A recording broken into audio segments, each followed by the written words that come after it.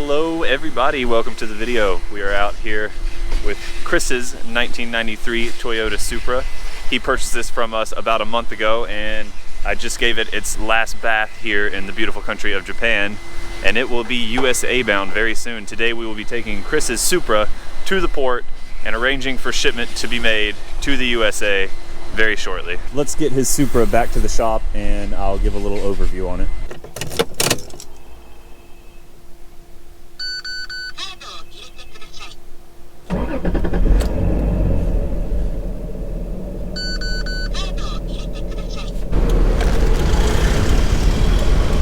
In 1.9 miles, turn left.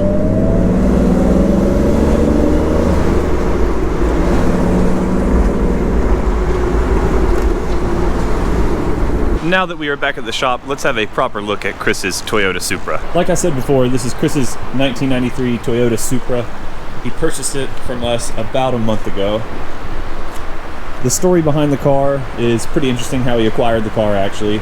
We had posted a Supra for sale that had recently arrived at the shop. It was a 1993, and as some of you may know, the 1993 Supras and even the 1994 Supras are pretty rare to find in Japan these days. Because they're now legal for the USA, everybody is scooping them up, buying them up, and they're getting pretty hard to find, especially the 1993s. So we posted a 1993 for sale and had tons of inquiries about it. Co reached out and he actually purchased the car, and he was the first one to send the funds for the car, so he got the car. And Chris really wanted a red Supra, so he contacted us after that and said that he really wanted one. He was really in the market, and if we found any 1993s, that he wanted it. Lo and behold, a 93 popped up at auction and we were able to win the bid for Chris, and he was able to purchase his 1993 Toyota Supra. Overall, the car is in pretty good condition. He got it for a really good price, especially for a 1993. It'll definitely be quite the attention getter in the US. I drove it down the road to wash it up and get a little bit of gas in it to make it to the port, and it did really nice. It felt really good.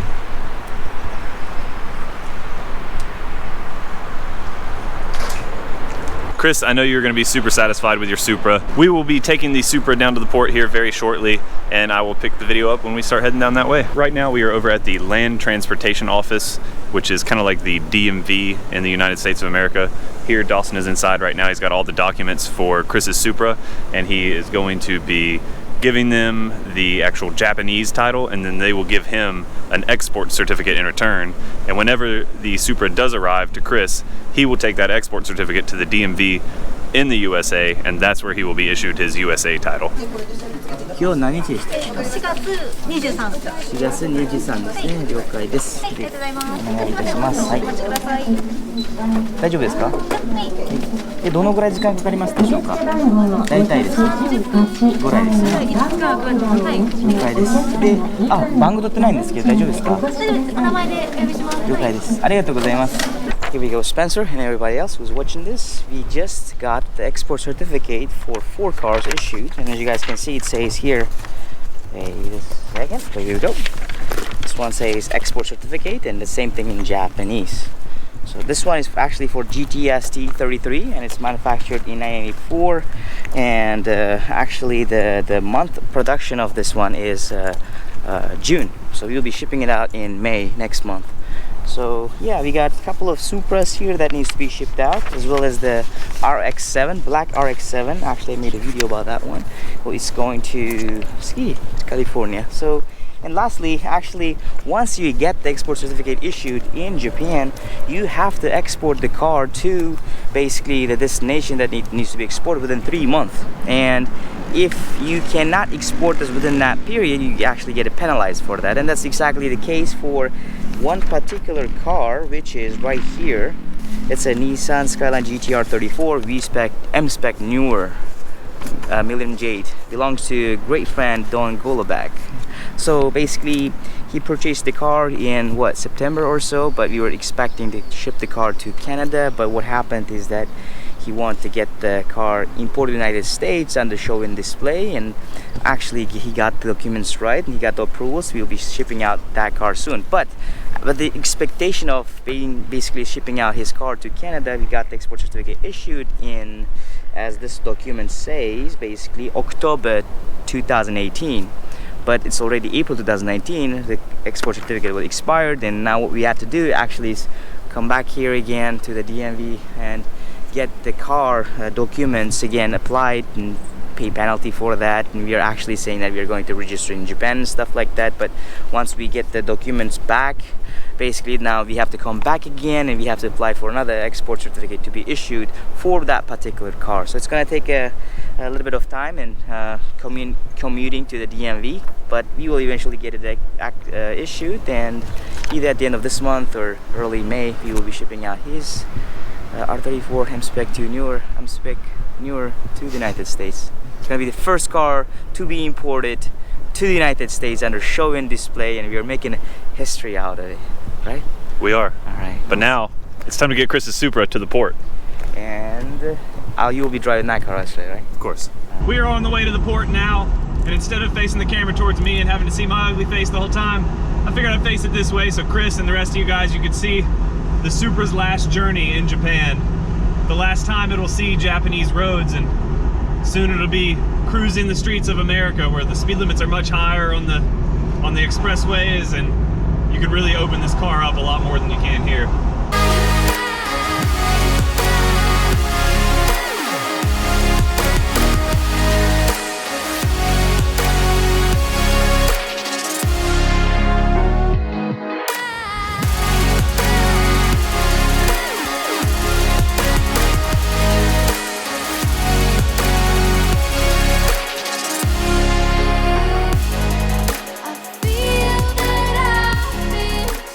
We have made it to the yard where we keep all the cars right before they go to the port and actually ship out. Just pulled the Supra in this parking spot, took off the dealer plates. This could be the final resting place for the Supra. We might move it to another part of the lot here in a minute, but she's here. She has seen her last Japanese road right out here on the way to the yard. And now she's heading to America. I think she's gonna make you happy, Chris. I had a good time in her today, taking her and getting her washed and driving it down to the port and to the DMV. It really does drive really well. Destan just wrapped up all the paperwork over at the office, and here she is. Here she sits. Yep. So basically, what we usually do once we bring a car here is where we have to register the car's entry to the secured location, which is basically secured with the laser signalizations and of course the fence here. So we put the car, register it as basically car is inside the port area. Basically that's where we actually store our cars, and right now once we leave, actually we'll bring the car inside this yard, which has a lot more other cars. Of course, not only there are huge yards around here nearby the port area that's basically shared by different people, and I mean different companies, and our company also has got a space here, and whenever we want to ship out the car, or basically sometimes even long-term storage, we can put the car here. And if we have a lot of stuff here, they take good care of maintenance, basic maintenance, you know, running the engine sometimes, moving it a little bit here and there and stuff. But out of this lot as well, we also have a number of cars that are being stored here, and in this video I guess we can take a look on a number of them. And quick feature on a few of them here. So you can start from this way actually. This one is Sunny's car, right? Sonny keeps messaging me about his car. He's like, you can drive it if you want, but it's at the port, it's deregistered. I'm not gonna be driving your car. It's beautiful though. Yeah, so basically this is Sunny actually bought this particular gray, really lovely condition GTR 3395, and he is actually waiting for the car to become 25 years old. Then we will be actually exporting the car to him to the United States next year, actually about 7-8 months from now. This one is being exported pretty soon. This one is sold to Robin, GTR 33, and this is also going to the United States. We are storing the car here until it becomes US import legal again next year, 2020. We also have a number of other cars. Of course, this one is being shipped next month in May. This one is going to the United States to import company. And we have another one also going to the United States, Deep Marine Blue. The Supra is also being stored until what now? 2020, because the Supra is manufactured in 1995. So we are keeping it there until actually it's going to be import legal. We have a number of other cars. Oh wait, I made a mistake. This is not a GTST. this car is actually the Faizan's car. It's An Okinawa customer, Oh right? yeah, exactly. He's from Okinawa, and we are storing his car here for how long now? We will be storing the car for until the end of this year actually. So we will be shipping it out in December, and by the time it gets to the United States, it's gonna be what, 25 years old, January. He was stationed in Okinawa the same time I was. His car is one of the cleanest GTRs I've seen, and we're keeping it here for him because it wasn't quite old enough when he left Okinawa. So that's another service that we do offer, is we can store your car for you if you're leaving Japan and you need it stored until it can become legal. And a couple of things, as you can see, it's outdoor storage, so a lot of dust going around here as well, so cars get a little bit dusty. But again, you will be seeing right now people moving the cars and stuff, but we have a team of people who actually take good care of those cars being stored, and we run the engine and everything else, and we actually move the cars location time to time here and there as a part of the maintenance process. We have a number of other cars here as well that you can see, and actually some of our cars are the other side as well, but that Supra RZ is being exported to the United States, I think, in 2 months from now. And basically basically we are storing this car for over a year or so, I think. Yeah, but that's gonna be delivered to the United States. 54,000 kilometers, pretty awesome. Of course, it has got exterior modifications. The owner was requesting it to be a little bit like put back to the stock, but again, it has low mileage, pretty awesome condition Supra RZ it is. We have cappuccinos here. This one is going to the United States next month, in May 2019. Cappuccino still available for Cappuccino is still available. Good price on that if somebody's looking for it. Hey, actually we sold the car, and but again it came back as a back for sale again. But anyways, Supra, this one is going to Hawaii, United States in June. So 2 months from now it's going to be on its way to Hawaii, delivered to the United States as it becomes 25 years old, and therefore USA import legal. I want to show you guys some other cars that we have at the other side of the yard as well. So it's actually getting a little bit late, but anyways, we have some cars over there and some cars over there as well, but they are, again, not all the cars are at the same place, although some of them are here. We have some cars here and there as well inside this very large lot. But we are not going to get into details and look for the cars because it's getting really late. We got to go back to the office and do quite a number of things. So we'll wrap it up here and be back to the shop, right? I hope you guys enjoyed this video. I hope you enjoyed getting to see some of the yard here. Chris, I hope you are excited. I hope this video gets you a little pumped up for your Supra.